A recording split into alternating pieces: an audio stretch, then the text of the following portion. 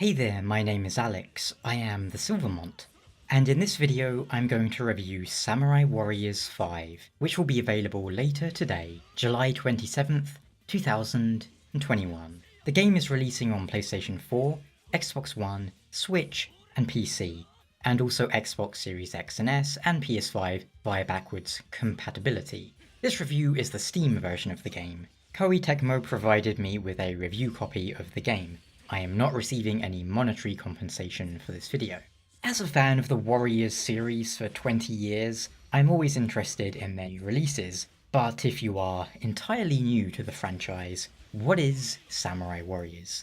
Why, it's a 1 versus 1,000 combat simulator. You will take to various battlefields where your character is able to mow down hundreds, if not thousands, of enemy AI as you play through historical battlefields, or at least loosely based on historical battlefields, of Sengoku-era Japan. Much as Dynasty Warriors is based on Three Kingdoms-era China, Samurai Warriors is the Japanese counterpart. You have a roster of characters based on historical figures to choose from, and if you've happened to play the Neo games lately, you will probably recognise a good number of names, as that is based on the same period of history. But what is new in this 5th entry? Well, you could consider Samurai Warriors 5 a softer reboot of the franchise. Every character has been given a new design, and in most cases, new voice actors. There is a strong emphasis this time on telling the story of Nobunaga Oda, which the game focuses on almost entirely. The roster is down to around 27 characters, meaning quite a few characters from the older games are gone. We do have some new characters put in though, of course.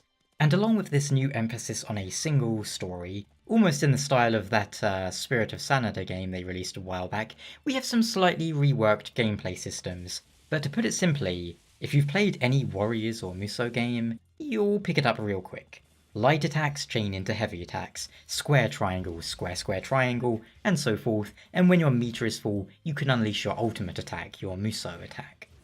Curiously enough, Samurai Warriors 5 seems to have taken a few cues from Neo. Now, don't mistake me, I'm not saying this game plays anything like Neo 1 or 2, but there's a few little things here and there that do interest me. The most obvious being, of course, that almost all of the new characters are ones who played a role in Neo 2 in particular. Granted, these are historical figures, but it's interesting. In the almost 20 years that Samurai Warriors has been around, they never added them. Then a year after Neo 2 comes out, they're put in. Beyond that, the weapon and skill system seem to have taken some light inspiration from Neo 2 as well. Each character has their own unique skill tree, where you can spend points to unlock nodes that make each character stronger in various ways. And the weapons? Well, there are more than a dozen different weapon types in Samurai Warriors 5, and characters are allowed to swap between different weapons. However, each character will have one, or sometimes more, preferred weapon type. When using these, they'll get a unique attack, which works in a system very similar to Dynasty Warriors 7's EX weapon system, if you're familiar. In essence, if Nobunaga's preferred weapon is a sword, and you give him the sword, he'll have a unique attack, as well as the shared base moveset everyone who equips the sword has. Beyond that, each weapon has been reworked to have more of a distinct role or trait, or playstyle, almost like Monster Hunter. For example, when you're using the hammer, you can charge up almost every attack for added destructive power, whereas if you're using the naginata, you can focus on aerial attacks and aerial combos. I've yet to master every weapon type, but whilst they all seem viable of course, it definitely seems they aren't quite as well balanced as Neo 2's weapons, as some of them seem outrageously more powerful than others. So far. Each weapon also has ultimate skills that are accessed by holding down a shoulder button and then hitting a face button. These range from things such as buffs to your attack or defense, to special skills that can be used to counter enemy troops, such as smashing away strong shields, or keeping your combo going with a quick dash. Every character has a unique skill that can be unlocked as well, and increasing your mastery of a specific weapon type will get you still more skills. They're a nice addition to the game. They help you customize your favourite character a little more. In addition to this, weapons can be upgraded by equipping elements to them in the form of jewels. These can range from fire, thunder, ice and so forth, to less, well, generic bonuses such as attack damage, speed, range and various other benefits. These upgrades tie into one of the two game modes as well. These are Musou mode and Citadel mode. Musou mode is your story mode, where you can play through Nobunaga and Mitsuhide's stories. You can also choose to replay levels in free mode with any character you have. Citadel mode is mission based, wherein you take on short levels that only last a handful of minutes and you defend your castle. This lets you get various materials such as lumber, minerals, gold and so forth, which are used to upgrade your castle buildings. The blacksmith, which handles your weapons, stables for horses, dojo for training your officers, and so on and so forth. These buildings are shared across both Citadel and Musou mode. And the game has a bit of multiplayer, although rather limited.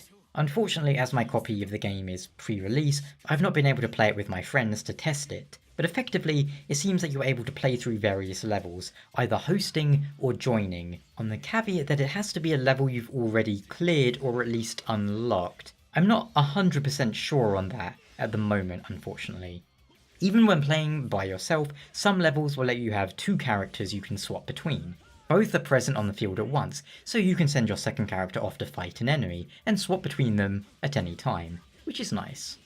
Overall, this is another Samurai Warriors game. The visuals have a very paintbrush kind of aesthetic, which is almost cel-shaded. As for the redesigns of the characters, whether you like those, well, it's going to be entirely subjective. Personally, I always preferred the slightly more realistic approach the older games took to how they're beginning steadily more anime, or just over the top, but that's just me.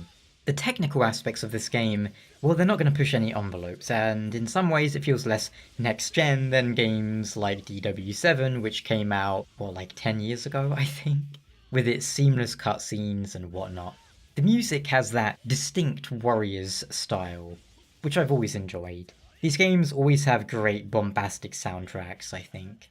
I appreciate them trying something new here and there, but I feel like for all the focus on the story in general isn't as good as Samurai Warriors 2, which I maintain had the best story of the Samurai Warriors games, or Dynasty Warriors 7, which likewise had the best of the Dynasty games. It's fun to play, although of course just as repetitive as any other game in the franchise, so if you don't like the other Dynasty or Samurai Warriors games, it's unlikely that you would enjoy this one. But maybe you're watching this video and thinking, that looks cool. Where do I start with a franchise that's been going on for 20 years? Do I need to play Dynasty Warriors 1 to understand Dynasty Warriors 5? Well, I got you covered. These games are not exactly sequels. It's not like the story continues from one to the other. Each one is a retelling of the same historical events. They usually just add characters and things to it each time. If you want to get into the franchise in general when you're not too concerned about the story, then Warriors Orochi 3 or 4, depending on what's available on your platform of choice, they're kind of the best overall games, I would say. If you want to get into the story of Samurai Warriors, then try out 2 or 5. 2 might be harder to find, and 5 is a nice enough introduction to the Sengoku story. If you're looking for Dynasty Warriors story, then absolutely try 7. You can pick up Dynasty Warriors 7, Extreme Legends Definitive Edition, on the cheap on Steam, and it's probably the best Dynasty Warriors game, in my opinion. But it absolutely has the best story of all the games, the best retelling of those events. I hope this review was useful or entertaining, and if you have any questions about Samurai Warriors 5 or any of the Musou games, please feel free to ask down below in the comments, as I know far too much about them, but I'm happy to share that knowledge. Just don't ask me to pronounce the names right, whether it's dynasty names like Cao Cao or Samurai Warriors names like Mitsuhide Akechi. But thank you so much for watching, and I will catch you next time. Ciao.